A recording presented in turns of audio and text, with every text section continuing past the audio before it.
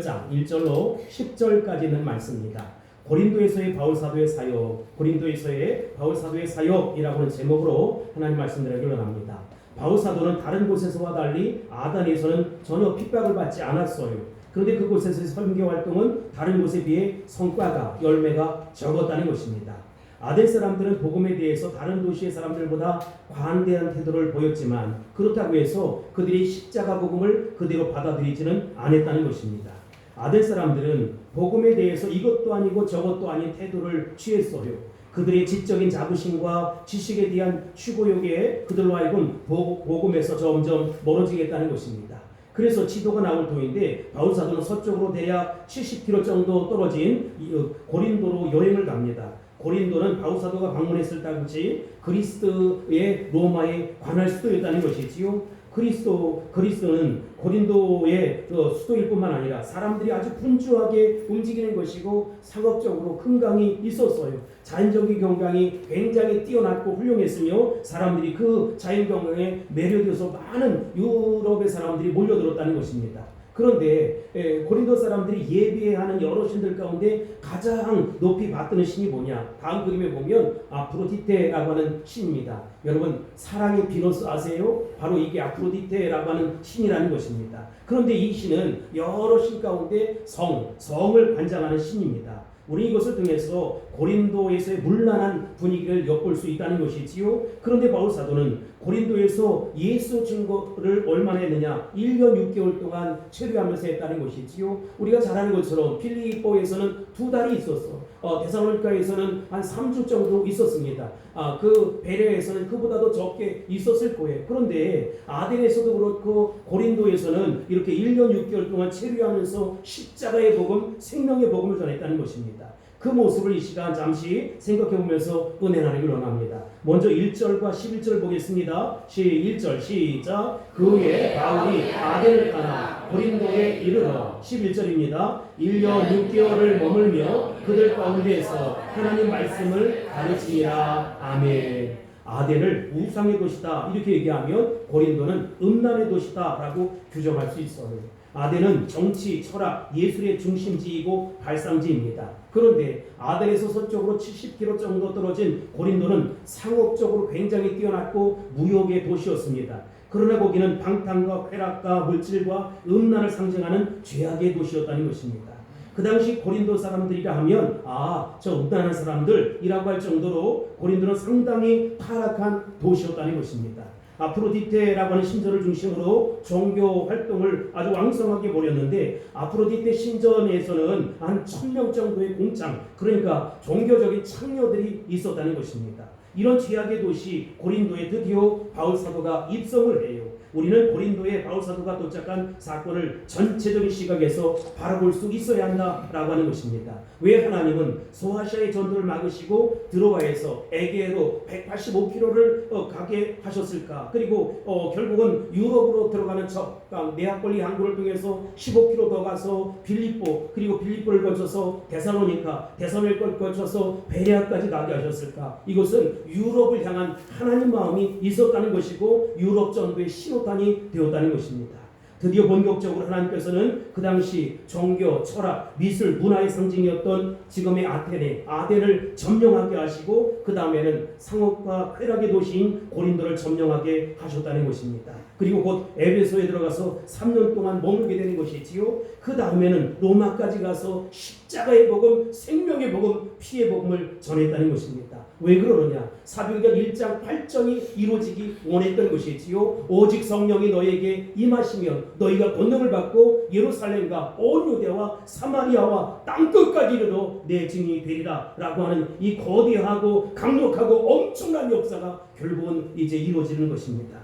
바울은 이제 하나님께서 고린도 지역에 보내셨을 때 몇몇 동역자들과 함께 할 수 있었어요. 참 귀한 사역이지요. 이번 시간에는 바울 사도가 만난 그 동역자들에 관한 이야기를 해보고 싶습니다. 우리가 첫 번째 살펴볼 메시지는 그 동역자들이 도대체 누구냐라고 하는 것이지요. 바울 사도는 십자가 복음을 혼자 전하는 것이 아니었어요. 언제나 그 옆에는 함께 하나님 나라 선교 완성을 이뤄갈 만한 동역자들이 있었다는 것입니다. 고린도에서 1년 6개월 동안 있으면서 바울 사도는 어떻게 이 복음을 전할 수 있었을까? 바울사도는 그곳에서 동역자들을 만났고 그의 도움을 통해서 함께 하나님 나라 선교 완성을 이루었던 것입니다. 바울사도가 제일 처음 만난 사람이 누굽니까? 바로 브리스길라와 아굴라였어. 2절 3절 보겠습니다. 시작. 아굴라라 하는 본도에서 난 유대인 한 사람을 만나니 글라우디오가 모든 유대인들을 명하여 로마에서 떠나라 한거로 그가 마트 안에 브리스길라와 함께 이탈리아로부터 새로 온지라. 바울이 그들에게 강해 생업이 같으므로 함께 살며 일을 하니 그 생업은 천막을 만드는 것이더라. 아멘. 이 본문에는 아굴라 이름이 먼저 나오고 다른 성경 본문에는 브리스길라와 아굴라다 이렇게 이야기해요. 그러니까 이 브리스길라라고 하는 이 여인은 상당히 영향력이 있는 여인이었다. 그녀는 십자가의 복음, 생명의 복음을 붙잡고 열심을 내며 하나님 나라를 이뤄갔다는 것입니다. 그는 남편과 함께 이 복음에 헌신했던 하나님의 사람이었어요. 그 부부는 원래 유대인으로서 로마에 살게 되었습니다. 그런데 이 로마의 4대 황제였던 글라우디오가 이제 칙령을 발표하는데 로마에서 모든 그 유대인들은 떠나라는 것입니다. 기독교인들은 떠나라는 것입니다. 그래서 AD 49년에서 50년경에 결국 그들은 로마에서 떠나서 고린도로 가게 되었고, 일부는 빌립보로 가게 되었고, 일부는 데살로니가 베레아로 가게 되었어요. 근데 이들은 이제 여기 고린도로 온 것이지요. 여기 몇 가지 재미있는 내용이 있는데, 첫째, 그들의 직업이 뭡니까? 바울사도와 똑같이 생업이 같았다는 것입니다. 그들은 유대인이었고 로마에 살다가 결국 글라우디오의 칙령에 의해서 이 상업의 도시인 고린도까지 흘러들어오게 되었어요. 이렇게 보면 브리스길라 아굴라의 부부는 복음을 위해서 전담 사역자는 아니었지만 이 복음 전하는데 앞장섰던 하나님의 일꾼이다. 저는 우리 물대동산교회 이러한 일꾼들이 많이 달려올 수 있게 되기를 주의 이름으로 축원합니다. 축복합니다. 여러분, 생업을 종사하면서 평신도 사역자로서 하나님 나라 선교 완성을 이뤄가는 것이지요. 교회는 전임 사역자도 필요하고 전문적인 선교사도 필요합니다. 그러나 그들만 필요한 것은 아니에요. 전 성도가 일어나서 브리스길라와 아굴라처럼 자기 직업을 가지고도 그 직업보다 훨씬 더 하나님 나라를 위해서 애쓰고 힘쓰는 일들이 필요하다는 것입니다. 하나님 원하시면 직업도 뒤로 하고 헌신된 이 사역, 이 복음을 위해서 헌신하고 충성하고 최선을 다하는 것이지. 이 부부는 신실하고 충성스럽게 바울사도를 도와서 세계 민족과 열방을 섬기고 복음하는데 그 당시 최대 도시인 이 로마의 100만 이 사람들이 사는 이곳에 복음 전하는데 기폭제가 되었고 신호탄이 될 수 있었다는 것입니다. 저는 우리 물대동산교회 이렇게 브리스길라와 아굴라 같은 부부가 많이 일어설 수 있게 되길 바랍니다. 이런 사람들이 있을 때 세계 민족과 열방이 주님 앞에 돌아올 수 있는 것이지요. 바울사도와 같은 사람만 있다고 해서 다 되는 것이 아닙니다. 그들은 직업이 있었어요. 그러나 중요한 건 말이지요. 그 직업을 가지고 하나님 영광을 위해 애쓰고 힘쓰었다. 그 당시 그들의 직업이 뭐였습니까? 텐트 메이커였어요. 천막을 만드는 사람이었어요. 성경을 자세히 이렇게 들여다보면 천막만 만드는 것이 아니라 가죽 제품 통해서 일을 하는 그런 사람들이었어요. 바울 시대에 특별히 고린도 교회 당시에는 오늘날과 같은 제도적인 교회가 없었기 때문에 성도들의 헌금을 통해서 목사들의 사례비를 준다든지 선교 헌금을 지출한다든지 그렇게 할 수가 없었어요. 그래서 복음을 전하는 사람들은 시간이 없다면 일도 하고 돈도 벌고 나름대로 시간이 나면 복음도 전하고 전도하는 그런 형태의 삶을 살았다는 것입니다. 우리는 21세기 들어와서 이런 사람들 간에서 텐트 메이커다 이렇게 이야기도 하고 전문적인 선교사다 이렇게 얘기합니다. 그러나 여러분, 형태는 달라졌지만 21세기를 살아가는 우리에게도 이런 일꾼들이 필요하다는 것입니다. 과거에는 개인적인 능력이나 영향력이 중요했지만 오늘날에는 팀워크가 중요한 것이지요. 예전에는 장기 선교사가 큰 일을 했지만 지금은 그 시간의 개념이 달라졌다는 것입니다. 단기 선교가 훨씬 더 중요했다. 옛날에는 목사나 전문 선교사들이 가서 개척교회를 세웠지만 오늘날에는 컴퓨터, 농업기술, 그리고 의료, 건축기술 등등 여러 가지 모습으로 얼마든지 가서 이 선교사역을 감당할 수 있다는 것입니다. 직업을 갖고 또는 직업을 버리고 하나님 나라를 위해서 애쓰는 일들이 많이 있었다는 것이지요. 이런 의미에서 바울사도가 자신의 직업을 가지고 일하면서 선도하는 것은 굉장히 뜻깊고 좋은 전략이다 이런 생각을 해보게 됩니다. 그러나 바울 사도가 끝까지 직업을 끝까지 고수했을까? 그건 또한 아닌 것 같아요. 어떤 때는 1년 반, 에베소에 가서는 3년 동안 이렇게 사역을 감당했으니까 직업을 가지고 했다기보다는 그때는 이제 옆에서 도움의 손길을 통해서 하나님 나라를 세워갈 수 있었을 거예요. 고린도후서 1장 11장 9절이나 빌립보서 4장 16절에 보면 성도들의 구원을 받고 선교 헌금을 통해서 하나님 나라를 세워갔던 것을 볼 수가 있어요.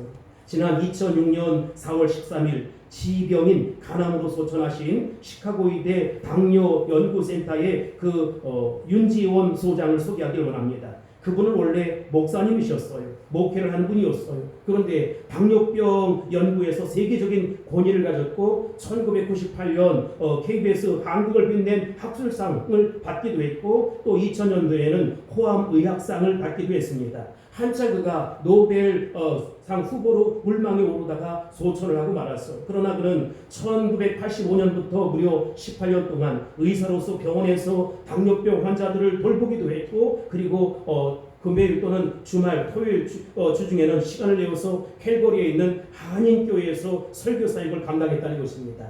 그분이 섬기던 캐나다 캘거리에는 한인들이 2,000명 정도가 있었는데 그 2,000명 가운데 무려 300명 정도가 그 교회를 출석했다는 것입니다. 그런데 여러분, 그런 의사이고 세계적인 명망이 있는 사람이었음에도 불구하고 그가 어떻게 했느냐? 거의 모든 대부분의 헌금을 선교비로 사용했다는 것입니다. 세계 도처에는 대형 교회만 있는 것이 아니지요. 작지만 우리가 예수 심장 가지고 조건 없는 연합과 선교를 통해서 봉사하고 섬기며 선교하고 후지하는 교회들이 많이 있다는 것입니다. 저는 그 가운데 우리 물대동산 교회가 쓰임받을 수 있기를 주의 이름으로 축원합니다. 여러분들이 그렇게 쓰임받는 십자가의 분명이요 십자가의 장군들이 될 수 있기를 주의 이름으로 축복합니다. 4절 말씀을 다시 보겠습니다. 4절입니다. 시작. 안식일마다 바울이 회당에서 강론하고 유대인과 헬라인을 권면하니라. 아멘. 바울 사도는 주중에는 천막을 만들었고 안식일에는 회당에서 유대인과 헬라인들에게 뭘 전했습니까? 십자가 복음을 증거했어요. 여러분에게도 생명의 복음을 전하는 전문성이 있게 되길 바랍니다. 그래서 어디를 갖다 놔도 사람을 양육하고 하나님의 말씀으로 세우고 돕고 케어하고 섬기고 키울 수 있는 바울 사도와 같은 전문성이 있게 되기를 주의 이름으로 축복합니다. 그러나 분명한 것은 우리의 직업이나 결혼이나 우리의 삶의 모든 것이 다 하나님 영광을 위해 존재할 수 있어야 된다는 것입니다. 우선순위가 바뀌어서는 안 돼요. 내가 먹기 위해 사는 것이 아니고 이 땅의 자녀들을 양육하기 위해 사는 것이 아닙니다. 떵떵거리고 잘 살기 위해 사는 것이 아니라 하나님 나라 선교 완성을 위해서 내가 이 땅에 존재하는 것입니다. 주의 영광을 위해 직업을 갖는 것이고 주의 영광을 위해 결혼도 하는 것이고 주의 영광을 위해 자녀도 양육하는 것입니다. 우리가 사나 죽으나 다 주님의 것입니다. 5절에 보면 실라와 디모데가 마게도냐로부터 내려오매 바울이 하나님의 말씀에 붙잡혀 유대인에게 예수는 그리스도라 밝히 증언하니 라고 말씀하고 있습니다. 두 번째, 바울 사도가 실라와 디모데를 만났다. 그들은 바울 사도가 그 베레아에서 생명의 위협을 당하니까 먼저 이제 보냈고 그들은 그곳에 남아서 그 성도들을 양육됐던 제자들이었어요. 여러분, 그런데 이제 바울에게 격려가 필요하고 물질적인 후원이 필요한데 이때 도착하는 것이지요. 아마도 베레아 교회가, 데살로니가 교회가, 빌립보 교회가 놀랍게 부흥하고 성장하고 있습니다 라고 하는 사실을 이제 바울 사도에게 이야기했을 거예요. 얼마나 감격스러웠을까. 그들이 두 달 또는 3주, 2주 정도 사역했던 그곳에 하나님 나라가 세워가고 정말로 예수 그리스도를 구주로 믿는 하나님의 자녀들이 왕성하게 일어나고 있다라고 하는 사실에 바울사도는 목이 메었을 것입니다. 지금 바울사도는 그들의 도움으로 하나님 말씀을 전하는 일에만 전념할 수 있게 되었습니다. 그리고 바울사도는 급히 그곳을 도망쳐 이곳에 와서 생활비가 다 떨어졌는데 이제 그들이 와서 데살로니가 교회 성도들의 선교헌금 그리고 빌립보 교회 선교헌금 베레아 교회 선교헌금을 받으면서 그들이 얼마나 감격했어요.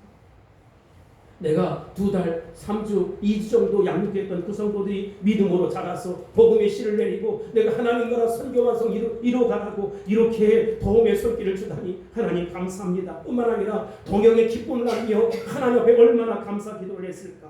여러분, 우리에게도 그런 마음이 불같이 일어날 수 있게 되길 바랍니다.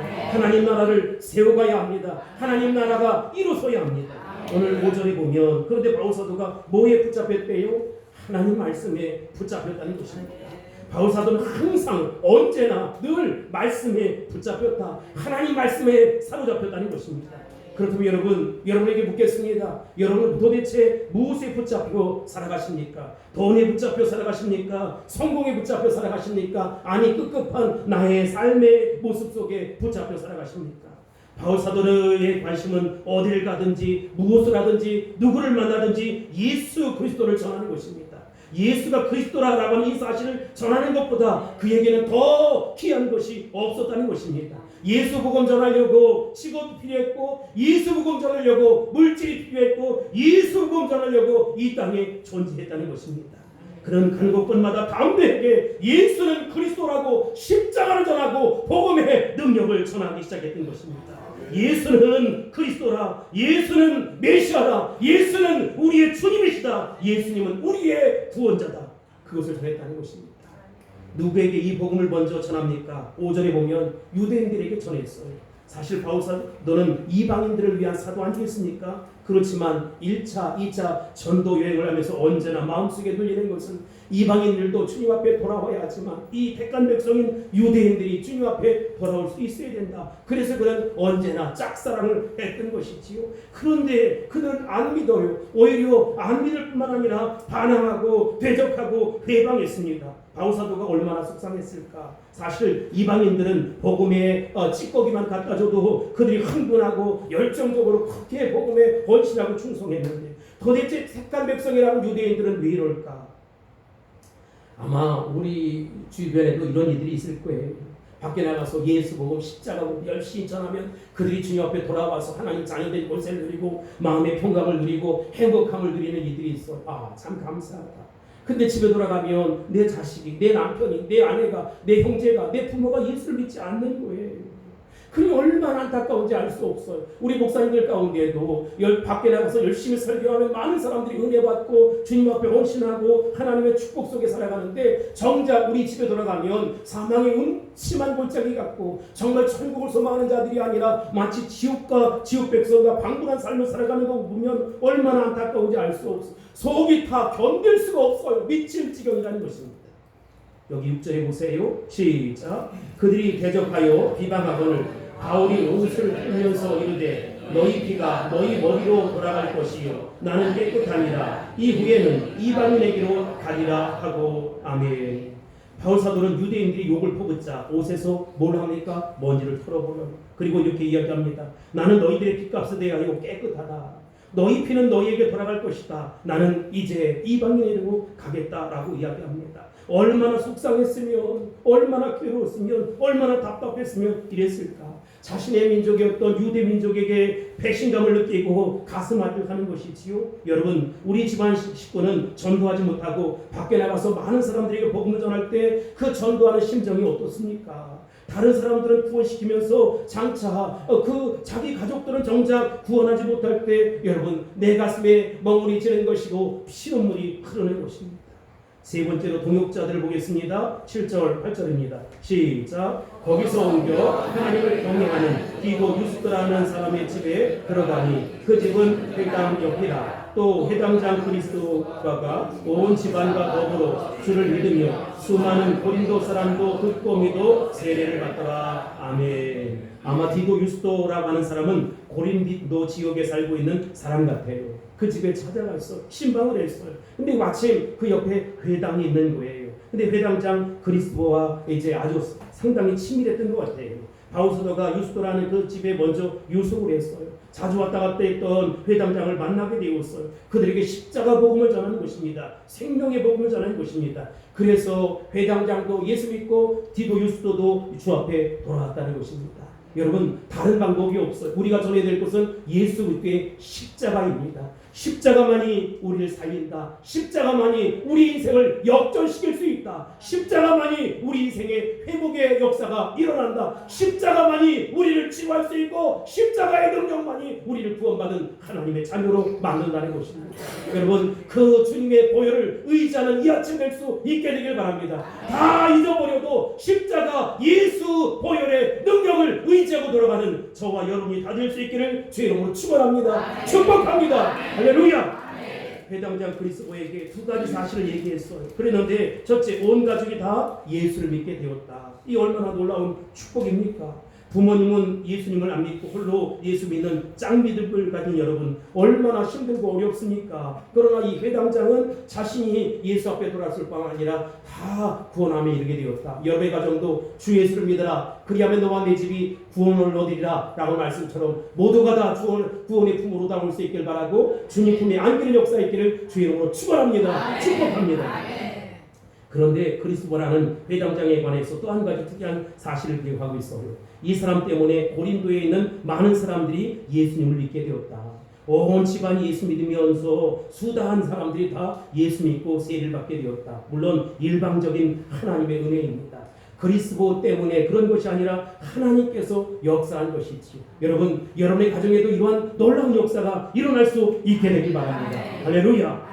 우리가 두 번째 살펴볼 메시지는 짧게 살펴보겠는데, 장기 체류와 계획적인 양육입니다. 열매를 맺는 데는 두 가지 이유가 필요해요. 첫 번째, 장기 체류이지요. 지금까지 바울 사도는 장기 체류를 할 수가 없었어요. 드로아에서 배 타고 185km를 가고 네아폴리 항구에서 15km를 가서 빌립보에 있었지만 빌립보에서 두 달을 채 있지 못했어요. 그리고 데살로니가 가서 3주를 있었고 베레에 가서 2-3주 정도를 있었고 아덴까지 왔고 고린도까지 오지 않았습니까? 그런데 그곳에 여러분, 그 있는 곳에 잠깐 가서 전도한 곳에 폭발적인 하나님의 역사가 일어날 수 있었다는 것입니다.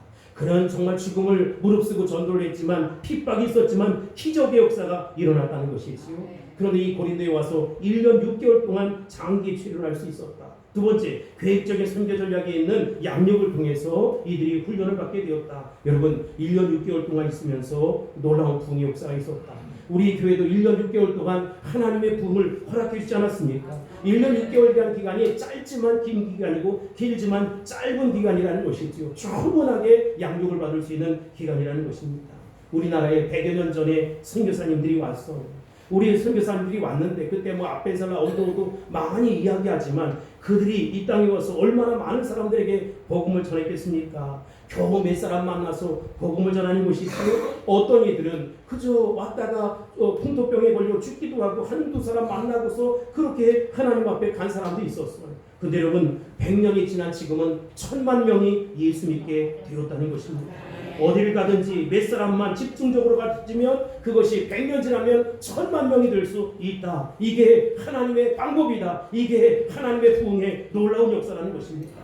여러분, 이곳에서 한 가지 더 배워야 할 것이 있는데 그것은 사람을 어떻게 전도해서 양육할 수 있을까? 8절 마지막 부분에 보면 양육의 세 단계가 나와요. 8절 먼저 읽고 시작하겠습니다. 시작. 또 해당장 그리스도가 온 집안과 더불어 주를 믿으며 수많은 고린도 사람도 듣고 믿어 세례를 받더라. 아멘. 여기 세 단계가 있어요. 첫 번째 뭡니까? 하나님의 말씀을 듣게 되었다는 것입니다. 설교를 들어야 합니다. 전도해서 복음을 듣게 해야 합니다. 그래야 이 말씀은 생명이고 말씀은 구원이고 말씀은 능력이기 때문에 말씀이 심령의 문을 활짝 열게 된다는 것입니다. 아멘.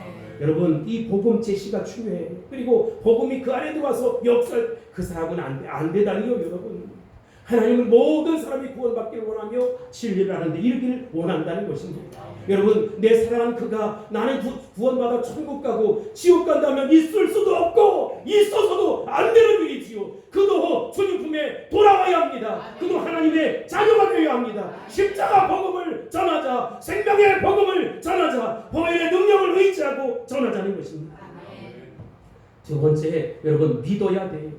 양육을 받아야 돼요. 성경 공부를 해야 돼요. 예수 그리스도의 십자가에 대한 공부를 할 수 있고 부활에 대한 공부를 할 수 있고 성경에 강력한 기름 부으심이 있는 공부를 하고 경험할 수 있어야 된다는 것입니다.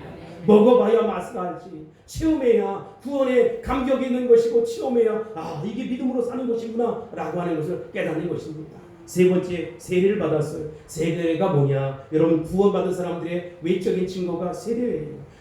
그리스도의 몸에 연합하는 것입니다. 나는 죽고 오직 내 안에 누가 살아요? 예수님이 사셔야 합니다. 나는 죽고 오직 내 안에 예수가 살아야 돼요. 내 뜻, 내 마음, 내 주장, 내 생각, 내 방법 다 버리고 주님이 원하시면 내가 그렇게 살겠습니다.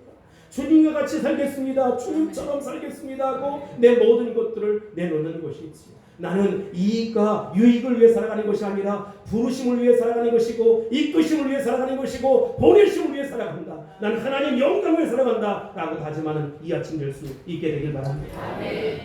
우리가 마지막으로 살펴볼 메시지는 환상 중에 주신 하나님의 메시지 9절로 10절입니다. 시작. 밤에 주께서 환상 가운데 바울에게 말씀하시되 두려워하지 말며 침묵하지 말고 말하라. 내가 너와 함께 있음에 어떤 사람도 너를 대적하여 괴롭게 할 자가 없을 것이니 이는 이 성중에 내 백성이 많으리라 하시더라. 아멘. 바울 사도가 고린도에서 전도했을 때 평안했겠습니까? 그렇지 않았어요. 보면 9절로 10절에 나와 있는 것처럼 그는 환상을 볼 정도로 그 참 어려운 모습, 그에게 갈등이 있었다, 고민이 있었다는 것입니다. 우리는 고린도전서와 후서를 통해서 고린도라고 하는 도시가 도대체 어떤 도시인가, 어떤 영적인 상황이 있길래 이렇게 부패하고 타락하고 음락하고 폐역한 도시가 되었을까? 그들의 심령이 악하고 물질 중심적인 삶을 살아갈까? 그런 것 때문에 복음 전하는 것이 그렇게 쉽지 않았다. 아마도 불면의 밤의 연속이었을 것이고 가슴앓이하고 고뇌하는 밤의 연속이었을 것이다. 그런데 그 밤에 주께서 환상 가운데 나타나셨어. 그리고 몇 가지 말씀을 주셨습니다. 첫 번째 메시지가 뭐냐? 두려워하지 말라는 것입니다. 전도와 선교의 최대의 적은 두려움입니다. 사람이 두려움에 한번 빠지면 어쩔 줄을 몰라 하는 것이지요. 공포증에 사로잡히는 것입니다. 여러분 혹시 두려움에 사로잡혀 본 적이 있습니까? 밤이 되면 두려운 거예요. 걱정이 되는 거예요. 잘 지내가다 해가 지면 가슴이 벌렁벌렁하고 두근두근합니다. 무섭습니다.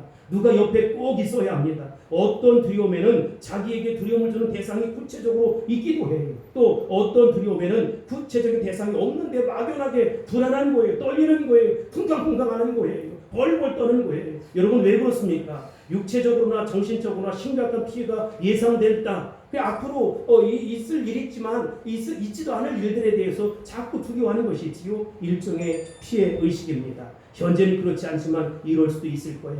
왜 사람들이 두려워합니까? 물질적으로나 세상적으로나 위기에 부딪혔을 때 이런 두려움들을 갖게 돼요. 근데 여러분 두려움의 정체를 아셔야 한다는 것입니다. 두려움은 누가 줍니까? 마귀가 주는 거예요. 괜히 일어나지도 않는 그 일들을 앞으로 그럴 것이다 라고 하면서 두려워하는 거예요. 예수 이름으로 떠나갈지어다. 예수 이름으로 물러갈지어다. 여러분 두려워한들 키가 한 자나 더 하겠습니까? 저는 키가 커지라고 금식기도도 해본 사람이에요. 안 커지더라고요. 오히려 쭈그러들어. 이상하게도 사람들은 열심히 두려워합니다. 불안해 않으면 견딜 수 없는 사람이 됩니다. 불안해 견딜 수 없는 그 모습으로 계속 살아가는 것이지요. 여러분 왜 두려워합니까? 왜 불안합니까? 여러분 그 하나님의 말씀을 잃어버리고 하나님을 잃어버린 거예요.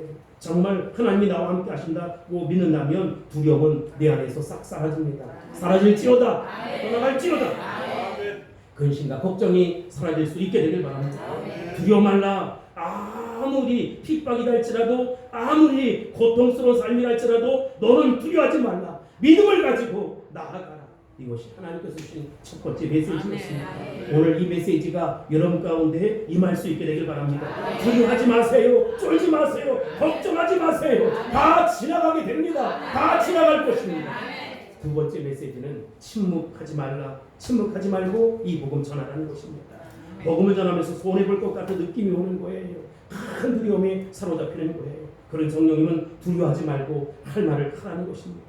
어떤 사람은 너무나 조심스럽게 지혜로워서 꼭 해야 할 말을 침묵하는 수가 있어. 어떤 사람들은 하지 말아야 될 말을 다 골라서 이야기하는 사람이 있어요. 분수기가 넘치는 것이지요. 그러나 바울 사도에게 성령님은 내가 복음을 외칠 때 두려워하지 말라는 것입니다. 왜요? 주님이 함께 하시기 때문에. 여러분 여러분의 삶에 누가 함께 하십니까? 주님이 함께 하세요. 남편이, 아내가, 부모가, 형제가, 자식이 함께 하지 않는 느낌을 갖더라도 여러분 우리 주님이 함께 하신다. 세상 끝날까지 함께 하신다는 것입니다. 요한복음 14장 1절에 보면 언제까지 우리를 사랑해 주십니까? 끝까지 사랑해 주시는 거예요.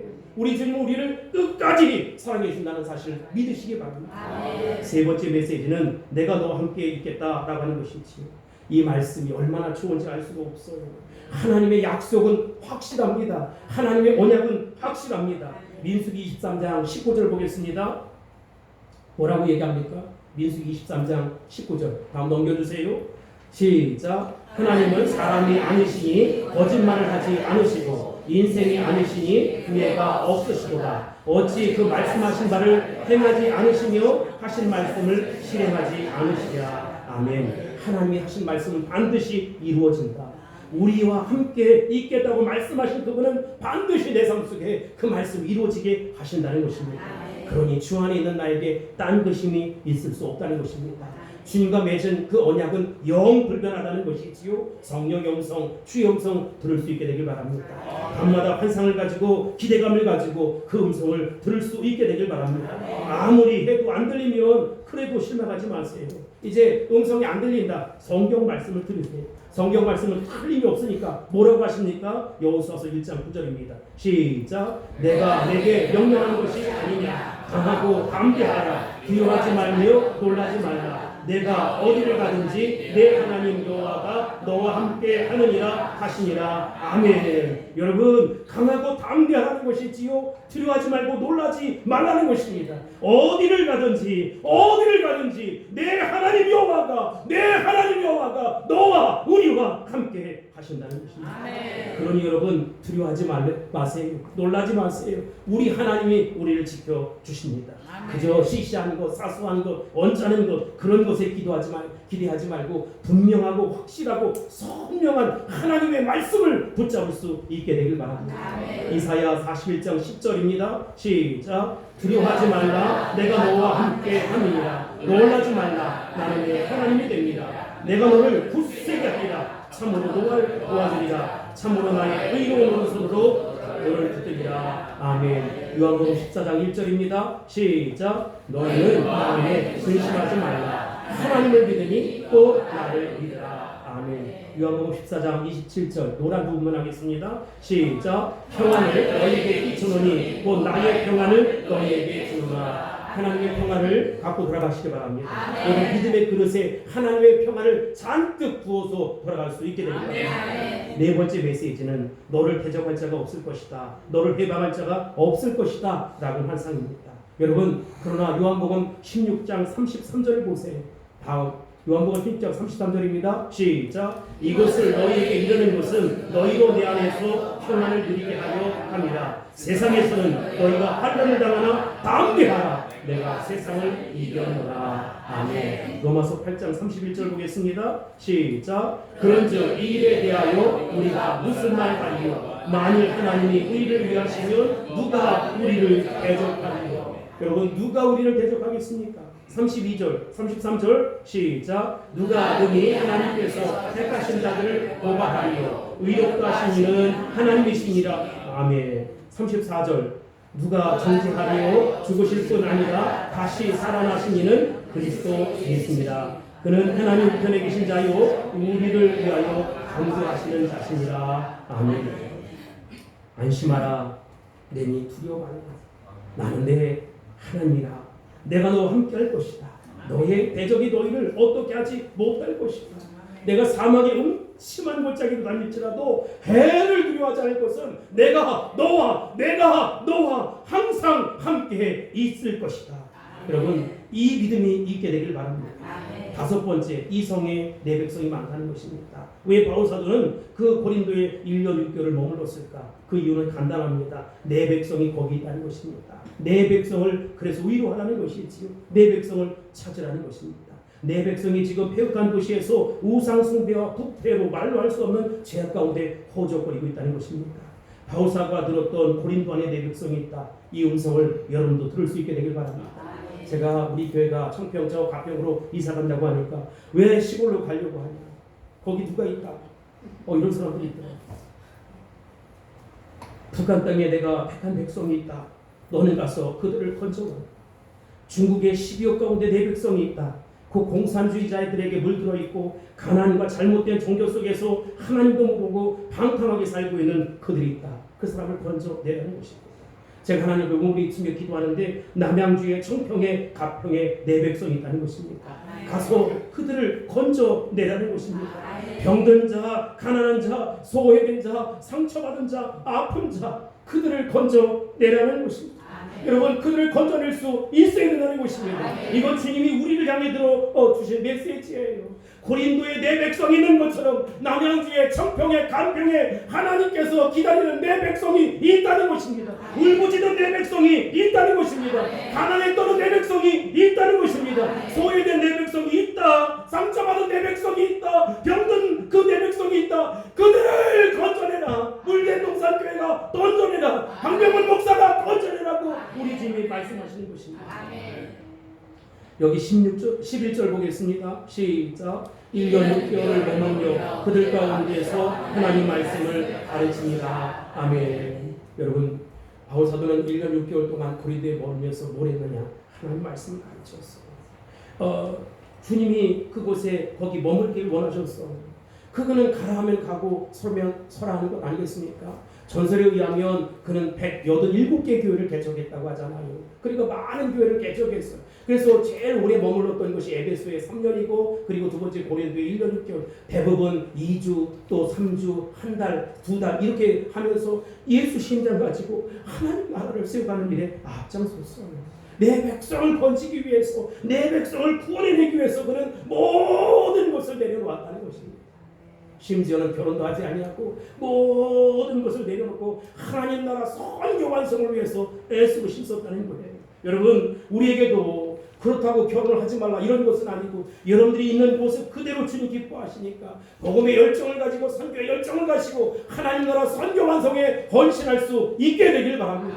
내 젊음을 드릴 수 있게 되길 바라고 내 건강을 드릴 수 있게 되길 바라고 내 호주머니를 열어서 물질을 드릴 수 있게 되길 바라고 나의 모든 명예와 있는 모든 것들을 꺼내 드릴 수 있게 되길 바랍니다. 주님이 여러분을 쓰시길 원하십니다. 주님이 여러분을 사용하시길 원하십니다. 나도 하나님 앞에 쓰임받자, 나도 하나님 앞에 사용되자 라고 마음 가지고 굳은 결심 가지고 걸어가는 저와 여러분이 다 될 수 있기를 주의 이름으로 축원합니다. 주님은 여러분을 들어 쓰시길 원하십니다. 주님은 여러분을 사용하길 원하십니다. 여러분 우리가 이 심령이 일어나서 병든 자, 가난한 자, 소외된 자, 상처받은 자, 고통에 몸부림치는 자들을 다 건져내는 하나님의 나라의 축복의 병기가 될 수 있기를 바라고 정말로 복음에 쓰임받는 신호탄이 될 수 있기를 주의 이름으로 축원합니다. 축복합니다. 선포합니다. 할렐루야. 기도하겠습니다. 고마우신 아버지 하나님 감사합니다. 나도 쓰임받게 하옵소서. 우리도 쓰임받게 하옵소서. 정말 성령께서 하시는 말씀에 귀 기울일 수 있도록 도와주시기를 소원하며 기도합니다. 아버지 거꾸로 해서 우리 물대동산교회가 놀랍게 부흥하고 성장하는 모습들을 우리 목사님들이 보게 하시고 또 우리 성도들이 보게 하시고 기적의 현장 축복의 현장에서 살아계신 주님을 만나고 경험하고 체험할 수 있도록 주여 축복해 주시옵소서. 예수님의 이름으로 간절히 기도합니다. 아멘.